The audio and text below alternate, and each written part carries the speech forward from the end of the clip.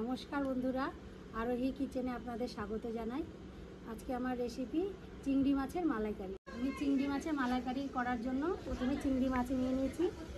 আদা বাটা, রসুন বাটা, জিরা বাটা, লঙ্কা বাটা, পেঁয়াজ বাটা, সর্ষে বাটা, কাজু বাদাম বাটা, একটা অর্ধেক নারকেল আমি বেটে নিয়েছি, লবণ, হলুদ, চিনি, গোটা গরম মশলা, তেজপাতা, শুকনো লঙ্কা, কাশ্মীরি লঙ্কার গুঁড়ো নিয়ে নিয়েছি।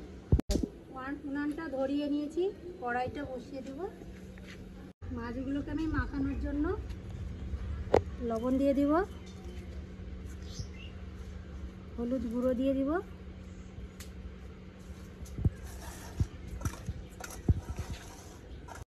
মাছ ভাজার জন্য প্রথমে আমি সর্ষের তেল দিয়ে দিলাম। তেলটা ভালোভাবে গরম হয়ে গেছে, এবার আমি মাছগুলোকে ছেড়ে দেব।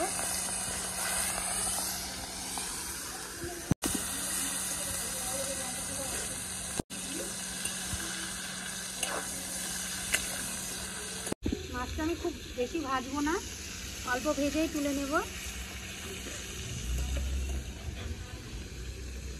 মাছ ভাজার কিছুটা তেল বেঁচে গেছে, সেই তেলটার মধ্যেই আমি আরেকটু তেল দিয়ে দিব। আমি গোটা গরম মশলা নিয়ে নিয়েছি, একটা শুকনো লঙ্কা, একটা তেজপাতা নিয়ে নিয়েছি, দিয়ে দেব। প্রথমে 1 চা চামচ পেঁয়াজ বাটা, 1 চা চামচ লঙ্কা বাটা, 1 চা চামচ জিরে বাটা,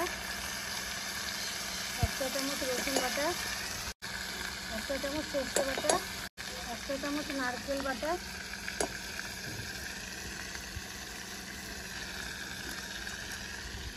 1 চা চামচ কাজু বাদাম বাটা,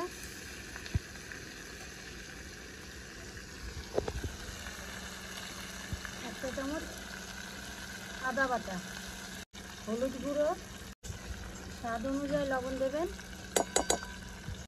টমেটো কুচি,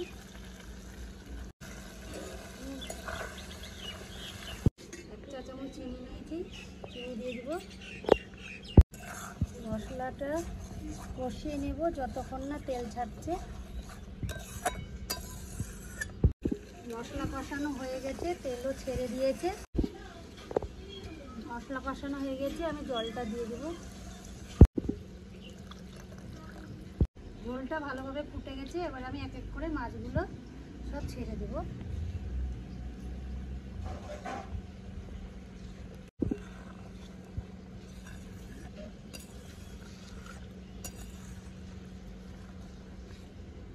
চিংড়ি মাছের মালাইকারি রেডি।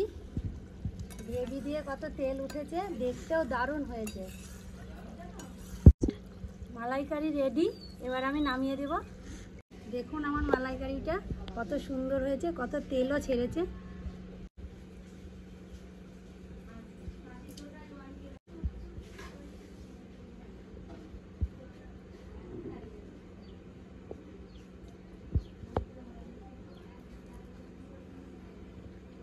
আজকে খাসির মাংসটা আমার মা রান্না করেছে।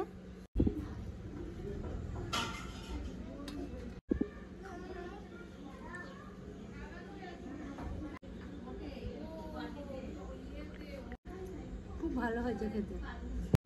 আমার ভিডিওটা ভালো লাগলে একটা লাইক করে দিবেন, আর আমাকে কমেন্ট করে জানাবেন রেসিপিটা কেমন হয়েছে। আমার চ্যানেলটা সাবস্ক্রাইব করে রাখবেন।